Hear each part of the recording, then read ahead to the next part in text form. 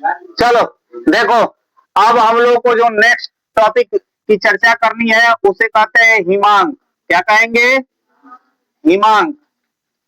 हिमांक की आपकी इंग्लिश होगी फ्रीजिंग पॉइंट। क्या होगी बाबू? Freezing point. नाम से ही पता चल गया होगा कि फ्रीजिंग पॉइंट में हमको पढ़ाना क्या है। देखिए, अभी तक आपने ये पढ़ा था कि जिस ताप पे कोई द्रव पदार्थ ठोस अवस्था में क्या होती है, परिवर्तित हो जाती है, वही उसका हिमांक या फ्रीजिंग पॉइंट कहलाता है। लेकिन अब आप किसमें पढ़ रहे हो? क्लास 12th के स्टूडेंट हो, इसलिए आपकी डिफिनीशन क्या होगी अब एक्सटेंडेड तरीके की बताई जाएगी। देखिए, हिमांक जो होता है किसी भी द्रव का वह ताप होता है जिस पर उस द्रव की वाष्प दाब उसकी ठोस अवस्था के वाष्प दाब के क्या हो जाता है, बराबर हो जाता है। हिमांक क्या होता है? किसी भी द्रव का हिमांक वह ताप होता है जिस पर उस द्रव का वाष्प दाब उसकी ठोस अवस्था के वाष्प दाब के क्या हो जाता है, बराबर हो जाता है। तो उस ताप को हम क्या कहते हैं? उस द्रव पदार्थ का हिमांक कहते हैं। क्या कहते हैं? हिमांक कहते हैं। लिखेंगे, क्या लिखेंगे? किसी द्रव का किसी द्रव का हिमांक वह ताप होता है, वह ताप होता है जिस पर उस वाष्प दाब उसकी ठोस अवस्था के वाष्प दाब के बराबर हो जाता है।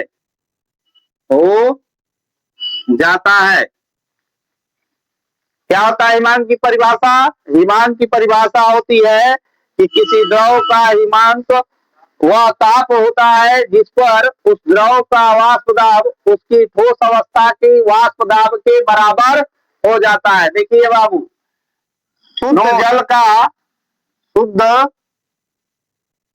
जल का हिमांक 0 डिग्री सी या 273.15 केल्विन होता है। 0 डिग्री सी या 273.15 केल्विन होता है किसका? शुद्ध जल का हिमांक। इस ताप पे शुद्ध जल जो होती है वो क्या होती है? द्रव से ठोस अवस्था में क्या होती है? परिवर्तित हो जाती है। और एक चीज और यहीं पे याद रखिएगा कि जिस ताप पे शुद्ध जल क्या होता है? द्रव से ठोस अवस्था में परिवर्तित होती है, उसी ताप पे वह क्या होती है? ठोस से द्रव अवस्था में भी कन्वर्ट होने लगती है। इसलिए शुद्ध जल का गलनांक यानी मेल्टिंग पॉइंट गलनांक भी 0 डिग्री सी या 273.15 केल्विन माना जाता है या होता है। कितना माना जाता है? 0 डिग्री सी या 273.15 केल्विन माना जाता है। परीक्षा में ये चीज पूछा हुआ है कि शुद्ध जल का ऐसा कौन सा गुण है जो क्या होती है, दोनों की जो क्या होती है मान होती है वो समान होती है। तो याद रखिएगा, हिमांक और गलनांक जो होता है ये दोनों का क्या होता है? दोनों जो होती वैल्यू सेम होती है।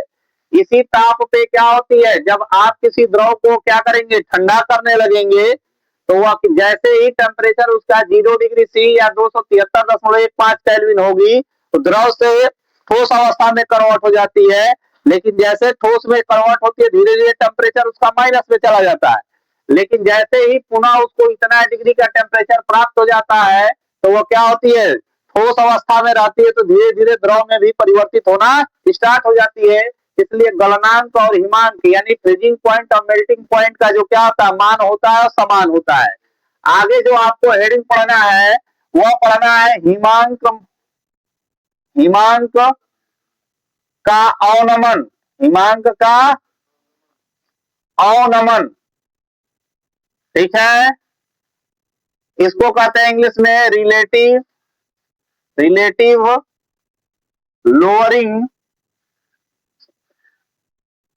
Of freezing point, freezing point, इसको रिप्रेजेंट करते हैं बाबू डेल्टा टी एफ से। किससे रिप्रेजेंट करते हैं? डेल्टा टी एफ से। फ्रीजिंग पॉइंट के लिए एफ लगा हुआ है, याद रखिएगा, ध्यान देंगे, आप बाद में नोट कर लीजिएगा, पहले ध्यान दीजिए। हमने इसके पहले वाष्प दाब पढ़ा था ना। मान लीजिए कोई पात्र में हम द्रव ले लेते हैं बाबू, क्या करते हैं, किसी पात्र में हम द्रव ले लेते हैं, ये क्या है आपका द्रव हो गया। द्रव को हम क्या किस के रूप में क्या लेते हैं बाबू? जल लेते हैं नॉर्मली। तो बताए थे कि द्रव के अणुओं के पास क्या पाई जाती है बाबू? ऊष्मीय ऊर्जा पाई जाती है। क्या पाई जाती है? इस ऊष्मीय ऊर्जा के कारण इनमें क्या पाई जाती है? गतिज ऊर्जा। अब गतिज ऊर्जा होने के कारण जो ये द्रव के अणु होते हैं, ये बर्तन की दीवारों पे और साथ में जो द्रव का स्वतंत्र छोर होता है, इसके ऊपर क्या करके टक्कर मारकर एक दाब आरोपित करते हैं। इस दाब को ही क्या कहा गया था? वाष्प दाब कहे थे। क्या कहते बाबू? तो वाष्प दाब क्या किसके कारण लग रही थी? द्रव में पाई जाने वाली ऊष्मीय ऊर्जा के कारण जो गतिज ऊर्जा पाई जा रही थी, उसके कारण जो यहाँ दाब आरोपित हो रहा था, उस दाब को हम लोग क्या कर रहे थे? वाष्प दाब कह रहे थे। तो अब इसके बाद से आपका जो क्या था विलायक है, जब इसका वाष्प दाब आपको पता चल गया, इसमें आपको बोलना है अवाष्पशील पदार्थ, अवाष्पशील पदार्थ। आपको बताया है कि जो अवाष्पशील पदार्थ होते हैं उनके पास कोई अपनी ऊर्जा नहीं होती है। तो जैसे इसमें घोलेंगे बाबू, तो ध्यान रखिएगा कि जैसे घोलेंगे तो इसमें कणों की संख्या क्या हो जाएगी? बढ़ जाएगी, और प्रत्येक कणों पे ऊर्जा का मान घट जाएगा। सपोज दैट हमने एक एग्जाम्पल के तौर पे लिया गया था कि अगर द्रव के अणुओं की जो टोटल संख्या है वो कितना हो? 1000 अणु हो, और प्रत्येक अणु के पास कितनी जूल एनर्जी हो? 1 जूल एनर्जी हो। तो प्रत्येक अणु 1 जूल एनर्जी के साथ यहाँ पे क्या कर रहे हैं? दाब आरोपित कर रहे हैं। यदि हमने अवाष्पशील पदार्थों का 1000 अणु इसमें घोल दिया, तो होगा क्या? अणुओं की संख्या बढ़ के तो 2000 हो जाएगी, परंतु इनके पास ऊर्जा जो थी वो टोटल 1000 जूल थी। जो जब प्रत्येक अणुओं पे क्या होगी? वितरित होगी, तो प्रत्येक अणु पे अब ऊर्जा घटकर कितना लगेगा? 0.5 जूल का लगेगा, क्योंकि जब अणुओं की संख्या बढ़ेगी और ऊर्जा का मान वही रह जाएगा, तो ऊर्जा प्रत्येक अणु पे क्या हो जाती है? घट जाती है। और जब ऊर्जा घटेगी तो इनका वाष्प दाब भी क्या हो जाएगा? घट जाएगा। क्या होगा? वाष्प दाब भी घट जाएगा। और वाष्प दाब घटने के साथ साथ जो हमारे शुद्ध विलायक होते हैं या द्रव होते हैं, इनका जो हिमांक होता है वो भी घटता है, हिमांक भी घटता है। तो इस तरह से जो हिमांक में कमी आती है, उस हिमांक की कमी को ही क्या कहते हैं? हिमांक का अवनमन कहा जाता है। क्या कहा जाता है? हिमांक का अवनमन कहा जाता है। जब किसी शुद्ध विलायक में अवाष्पशील विलेय पदार्थ को मिलाया जाता है, तो विलयन में कणों की, या कणों के जगह पे आप अणु भी लिख सकते हो, अणुओं की संख्या तथा प्रत्येक अणु पर ऊर्जा का मान घट जाता है, जिसके कारण अणुओं का वाष्प दाब भी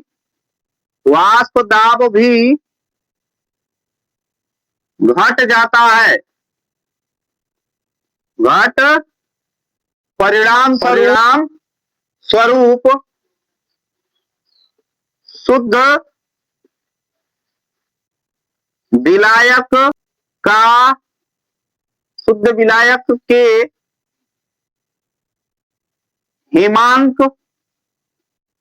में कमी होती है। विलायक के हिमांक में हिमांक में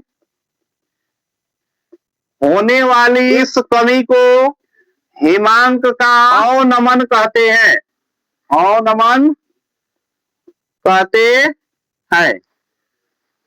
आगे देखेंगे, माना यदि, अरे बाबू ध्यान दीजिए, माना यदि शुद्ध विलायक का हिमांक बराबर कैपिटल टी हो,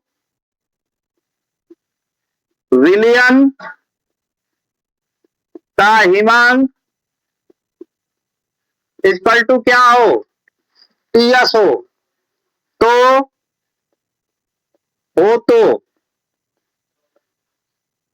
हिमांक में अवनमन यानी डेल्टा टीएफ इक्वल टू, देखो क्या होगा, हमने क्या कहा कि विलायक का हिमांक क्या होता है, अधिक होता है। विलायक के पास उसकी ऊर्जा अधिक होती है, इसलिए इनका हिमांक अधिक होता है। अब विलयन का हिमांक जैसे विलयन बना, प्रत्येक अणु की ऊर्जा का मान कम हो जाता है, यानी इनका क्या हो जाती है, हिमांक में कमी आ जाती है। क्या आती है, कमी आती है। तो कभी भी कमी या वृद्धि में हम क्या करते हैं, अधिक वाले में से कम वाले को हटाते हैं। तो विलायक का हिमांक अधिक है, विलयन का हिमांक कम है, तो डेल्टा टी बराबर क्या लिखेंगे, टी माइनस टीएस। अब इसके आगे कुछ नोट वगैरह है, लेकिन आपका समय खत्म हो रहा है, इसलिए हम क्या करेंगे, क्लास को यहीं पे एंड कर देंगे। देखिए क्या कह रहा है कि 1.822 ग्राम कार्बनिक यौगिक है कोई, जिसका अणुभार दिया है 155। तो कह रहा है कि 100 ग्राम बेंजीन में घोलने पर हिमांक में अवनमन जो प्राप्त हुआ वो कितना प्राप्त हुआ, 0.60 डिग्री सी हो। तो यौगिक के मोलल अवनमन स्थिरांक की गणना कीजिए। ठीक है, 100 बार हमने कहा है कि जब भी विलयन का कोई भी अगर आपको क्या करना होगा, न्यूमेरिकल सॉल्व करना होगा, तो सबसे पहले आपको क्या करना होगा, विलेय और विलायक को छांटना आपको आना चाहिए। विलेय और विलायक के लिए हमने बताया है कि जिसकी मात्रा या सांद्रता क्या होती है, कम होती है, वह हमेशा विलेय होता है। अब मात्रा और सांद्रता जो होती है, या तो उसके भार को, नहीं तो उसके आयतन को प्रदर्शित करती है। भार होगा तो ग्राम में, मिलीग्राम में या केजी में मान दिया होगा। अगर आयतन होगा तो एमएल में या लीटर में दिया होगा। तो जो इसमें कम होगा वो विलेय का भार या आयतन होगा, जो अधिक होगा वह विलायक का भार या आयतन होगा। ठीक है, तो देखिए दो मान दिया है, 1.822 ग्राम कार्बनिक यौगिक है, उसको घोला गया है 100 ग्राम बेंजीन में। किसमें घोला गया है, तो हमारा 1.822 ग्राम और 100 ग्राम में कम कौन है, ये कम है। तो ये हो जाएगा स्मॉल डब्लू और ये हो जाएगा आपका, तो स्मॉल डब्लू का मान कितना दिया हुआ बाबू, 1.822 ग्राम। ठीक है, कैपिटल डब्लू कितना दिया हुआ है, 100 ग्राम। और देखिए अणु भार किसका दिया हुआ है, विलेय पदार्थ का। किसका दिया हुआ है, अणु भार को हम रिप्रेजेंट करते हैं यम से। कितना दिया हुआ है, 155 को घोलने पर हिमांक में अवनमन यानी डेल्टा टी एफ, हिमांक में अवनमन को क्या कहते हैं, डेल्टा टी एफ कितना प्राप्त हुआ, सी। अब कह रहा है क्या कि मोलल अवनमन स्थिरांक यानी के एफ की क्या कर दीजिए, गणना करिए। तो फार्मूला आप मोलल अवनमन स्थिरांक का क्या पढ़े हो, 1000 गुणे में के एफ, बाबू ध्यान दीजिएगा, स्मॉल डब्लू अपान में डेल्टा टी एफ, इंटू में के एफ को बाहर करिए। जब के एफ को आप बाहर लाएंगे तो यम आकर इसमें मल्टीप्लाई करेगा।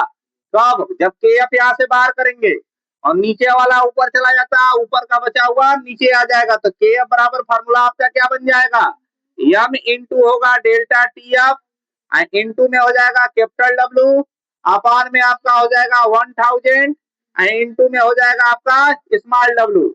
मान रख दीजिए, यम की वैल्यू कितना दिया है, 155, delta T F 0.60, small W कितना है 1.822। ठीक है, अपान में क्या आ जाएगा हाँ जी, कितना है? 100 है ना, 100। और नीचे हो जाएगा 1000। स्मॉल डब्ल्यू आपका है 1.822। देखिए 2 जीरो से 2 जीरो कट जाएगा। अब 1 से मल्टीप्लाई करेंगे, मान में कोई परिवर्तन नहीं आएगा। देखो 6 से मल्टीप्लाई जब इसमें करोगे तो ये 93 हो जाएगा। कितना हो जाएगा? 93 करके देख लीजिएगा। और 10 से इसमें मल्टीप्लाई करेंगे तो दशमलव यहाँ पे है वह एक अंक आगे खिसक जाएगा और ये चला जाएगा, ये हो जाएगा 18.22। ठीक है। अब इसके बाद क्या करेंगे, जैसे ही 18.22 से आप 93 में क्या करेंगे, भाग देंगे, तो जो वैल्यू आएगी वो के एफ की होगी। लगभग ये कितना आएगा करके देख लो। 93 को 18 पॉइंट क्या करना है, 22 से डिवाइड करना है। यहाँ दशमलव से क्या हो जाएगा, दशमलव उड़ाइए, ऊपर 100 से मल्टीप्लाई कर दीजिए तो 9300 हो जाएगा। कितनी बार जाएगा? 4 टाइम। 4 टू जा 8, 4 टू जा 8, 8 को 32 के 2, 3, 4 कम 4, 3, 7, 2, 1, या कैंसिल, यहाँ 0 होगा। ये कितना होगा? 9 में से 2 गया तो कितना? 5 टाइम जाएगा जी। 5 दूनी 10, 1, 5 दूनी 10 और 1, 11, 1, 5 8 40 और 1, 48, 4, 5 कम 5, 4, 9। अरे 10 में से 8 गया 2, 9 में से 8 गया 1, और यहाँ 2 में से 2 गया 0, और यहाँ 9 में से 7 गया है? क्या कर दिए जी? 5 दूनी 10, 1, 5 दूनी 10 और 1, 11, 4, 5, 0, यहाँ पे 10 में से 1 गया 9, 2 में से 1 गया 1, कैंसिल। दशमलव लगाइए, कितने टाइम जाएगा? 104 बार में कटेगा। ये कट जाएगा लगभग कितने बार में आपका? 5.104 बार में। तो के एफ की वैल्यू हो जाएगी 5.104, और इसका जो आपका क्या होगा, यूनिट होगा, वह होगा KG molal inverse. Molal inverse, ये आपका आंसर हो जाएगा।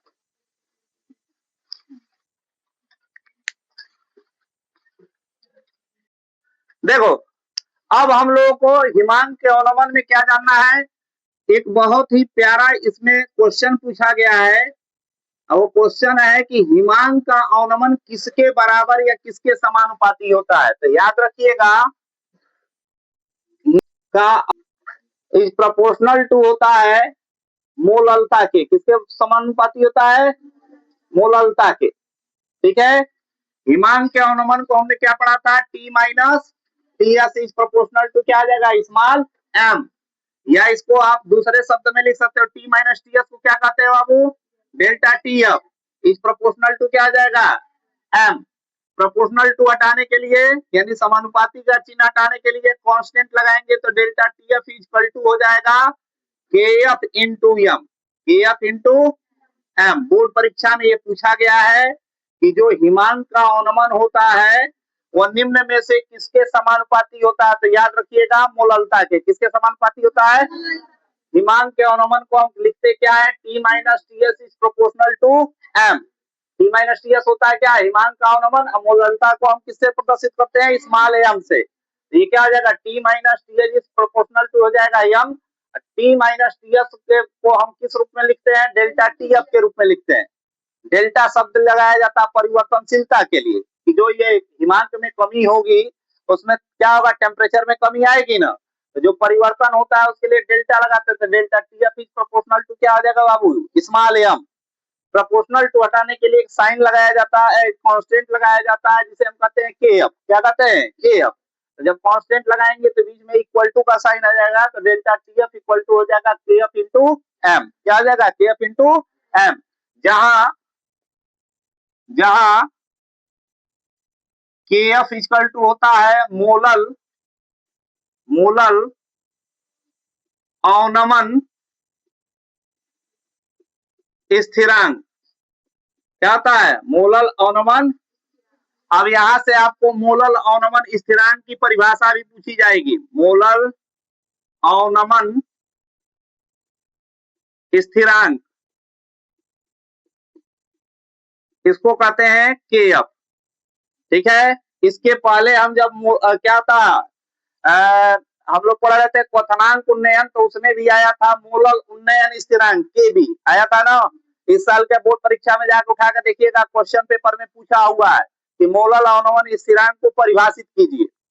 ठीक है, तो ये क्वेश्चन आपसे पूछा जा सकता है। देखिए, मोलल अवनमन स्थिरांक होता क्या है कि 1000 चाहे 1000 ग्राम कहिए चाहे 1 केजी कहिए, 1 केजी विलायक में 1 मोल अवाष्पशील विलेय पदार्थ को घोलने पर विलायक के हिमांक में जो कमी आती है उसे हम क्या कहते हैं? मोलल अवनमन स्थिरांक कहते हैं। क्या कहते हैं? मोलल अवनमन स्थिरांक। क्या परिभाषा होता है कि 1 केजी विलायक में अवाष्पशील विलेय पदार्थ का 1 मोल घोलने पर जो विलायक के हिमांक में कमी आती है उसी को हम क्या कहते हैं? मोलल अवनमन स्थिरांक कहते हैं। क्या लिख लेंगे डिफिनीशन कि 1 केजी विलायक में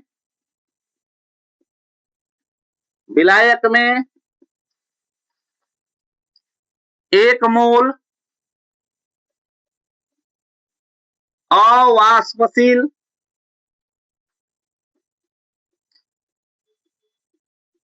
विलेय पदार्थ मिलाने पर विलायक के हिमांक में जो कमी होती है उसे मोलल अवनमन स्थिरांक कहते हैं। मोलल अवनमन स्थिरांक कहते हैं। विलायक कितना होना चाहिए बाबू? 1 केजी। 1 केजी विलायक होगा, 1 केजी बराबर कितना होता है? 1000 ग्राम। कितना होता है? 1000 ग्राम। यानी 1000 ग्राम कहिए चाहे 1 केजी कहिए, जो आप द्रव पदार्थ लेंगे विलायक के रूप में, उसमें कोई भी क्या करेंगे? 1 मोल यदि अवाष्पशील विलेय पदार्थ को घोलते हैं, ऐसे पदार्थ जो नॉर्मल टेम्परेचर और प्रेशर पे वाष्पित नहीं होते, उन्हें यदि घोलते हैं तो उनके घोलने पर विलायक के हिमांक में जो भी कमी आएगी उसी को हम क्या कहेंगे? मोलल अवनमन स्थिरांक कहेंगे। एक बहुत प्यारा फार्मूला है जिसपे हर वर्ष न्यूमेरिकल पूछता है, वह होता है m इक्वल टू 1000 इंटू होता है के एफ इंटू स्मॉल डब्लू अपान में डेल्टा टी एफ इंटू में कैपिटल डब्लू। जो आप क्वथनांक उन्नयन में फार्मूला पढ़े थे, सेम वही फार्मूला है, बस वहां पे केबी और डेल्टा टीबी लिया गया था बॉइलिंग के लिए, यहाँ पे एफ लिया गया किसके लिए? फ्रीजिंग के लिए।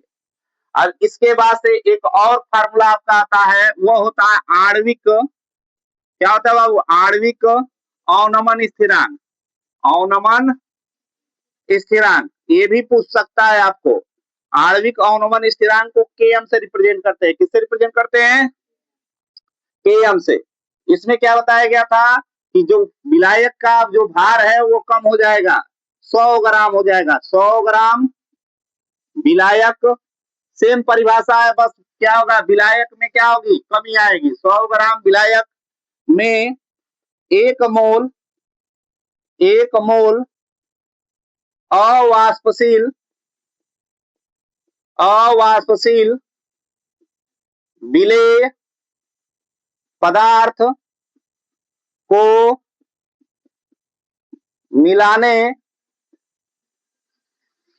पर विलायक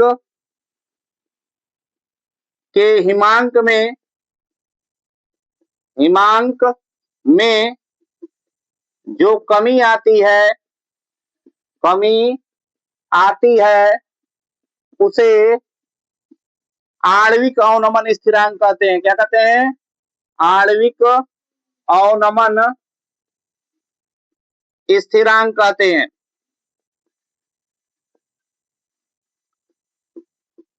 फार्मूला भी सेम होगा, बस 1000 की जगह पे क्या आ जाएगा 100 और के एफ की जगह पे क्या आ जाएगा के एम। तो यम इक्वल टू क्या आ जाएगा 1000 इंटू के एम इंटू स्मॉल डब्ल्यू अपान में होगा डेल्टा टी एफ इंटू होगा आपका कैपिटल डब्ल्यू।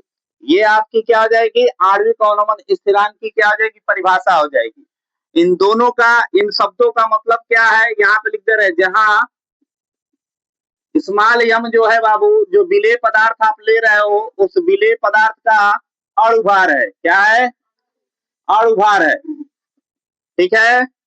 अगर बात करें के एफ की तो के एफ को क्या कहते हैं मोलर अवनमन स्थिरांक। स्मॉल डब्ल्यू क्या है बाबू बताओ विलेय का भार है। क्या है बाबू विलेय का। कैपिटल डब्ल्यू क्या है विलायक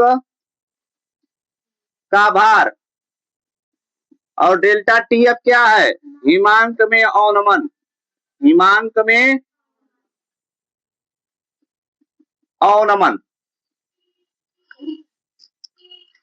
तो ये चीजें हैं। ठीक है नोट करिए। फिर इस पर क्या हम लोग देखेंगे इन फार्मूलों पे आओ हमको न्यूमेरिकल से यानी आंकिक प्रश्न देखने हैं। देखिए क्या कह रहा है कि 1.822 ग्राम कार्बनिक यौगिक है कोई जिसका अणुभार दिया है 155। तो कह रहा है कि 100 ग्राम बेंजीन में घोलने पर हिमांक में अवनमन जो प्राप्त हुआ वो कितना प्राप्त हुआ 0.60 डिग्री सी हो। तो यौगिक के मोलल अवनमन स्थिरांक की गणना कीजिए। ठीक है 100 बार हमने कहा है कि जब भी बिलियन का कोई भी अगर आपको क्या करना होगा न्यूमेरिकल सॉल्व करना होगा तो सबसे पहले आपको क्या करना होगा विलेय और विलायक को छांटना आपको आना चाहिए। विलेय और विलायक के लिए हमने बताया है कि जिसकी मात्रा या सांद्रता क्या होती है कम होती है वह हमेशा विलेय होता है। अब मात्रा और सांद्रता जो होती है या तो उसके भार को नहीं तो उसके आयतन को प्रदर्शित करती है। भार होगा तो ग्राम में मिलीग्राम में या केजी में मान दिया होगा। अगर आयतन होगा तो एमएल में या लीटर में दिया होगा। तो जो इसमें कम होगा वो विलेय का भार या आयतन होगा। जो अधिक होगा वह विलायक का भार या आयतन होगा। ठीक है तो देखिए दो मान दिया है 1.822 ग्राम कार्बनिक यौगिक है उसको घोला गया है 100 ग्राम बेंजीन में। किसमें घोला गया है तो हमारा 1.822 ग्राम और 100 ग्राम में कम कौन है ये कम है। तो ये हो जाएगा स्मॉल डब्ल्यू और ये हो जाएगा आपका तो स्मॉल डब्ल्यू का मान कितना दिया हुआ बाबू 1.822 ग्राम। ठीक है कैपिटल डब्ल्यू कितना दिया हुआ है 100 ग्राम। और देखिए अणुभार किसका दिया हुआ विलेय पदार्थ का किसका दिया हुआ है तब अणुभार को हम रिप्रेजेंट करते हैं यम से। कितना दिया हुआ है 155 को घोलने पर हिमांक में अवनमन यानी डेल्टा टी एफ। हिमांक में अवनमन को क्या कहते हैं डेल्टा टी एफ कितना प्राप्त हुआ सी। अब कह रहा है क्या कि मोलल अवनमन स्थिरांक यानी के एफ की क्या कर दीजिए गणना करिए। तो फार्मूला आप मोलल अवनमन स्थिरांक का क्या पढ़े हो 1000 गुणे में के एफ बाबू ध्यान दीजिएगा स्मॉल डब्ल्यू अपान में डेल्टा टी एफ इंटू में के एफ को बाहर करिए। जब के एफ को आप बाहर लाएंगे तो यम आकर इसमें मल्टीप्लाई करेगा। कब जब के एफ यहां से बाहर करेंगे और नीचे वाला ऊपर चला जाता है ऊपर का बचा हुआ नीचे आ जाएगा। तो के एफ बराबर फार्मूला आपका क्या बन जाएगा यम इंटू होगा डेल्टा टी एफ इंटू में हो जाएगा कैपिटल डब्ल्यू अपान में आपका हो जाएगा 1000 इंटू में हो जाएगा आपका स्मॉल डब्ल्यू। मान रख दीजिए यम की वैल्यू कितना दिया है 155 delta T F 0.60 small W कितना है 1.822। ठीक है अपान में क्या आ जाएगा हाँ जी कितना है 100 है ना 100 नीचे हो जाएगा 1000, स्मॉल w आपका है 1.822। देखिए 20 से 20 कट जाएगा। अब 1 से मल्टीप्लाई करेंगे, मान में कोई परिवर्तन नहीं आएगा। देखो 6 से मल्टीप्लाई जब इसमें करोगे तो ये 93 हो जाएगा। कितना हो जाएगा? 93 करके देख लीजिएगा। और 10 से इसमें मल्टीप्लाई करेंगे तो दशमलव यहाँ पे है वह एक अंक आगे खिसक जाएगा और ये चला जाएगा, ये हो जाएगा 18.22। ठीक है। अब इसके बाद क्या करेंगे, जैसे ही 18.22 से आप 93 में क्या करेंगे, भाग देंगे तो जो वैल्यू आएगी वो के आपकी होगी लगभग ये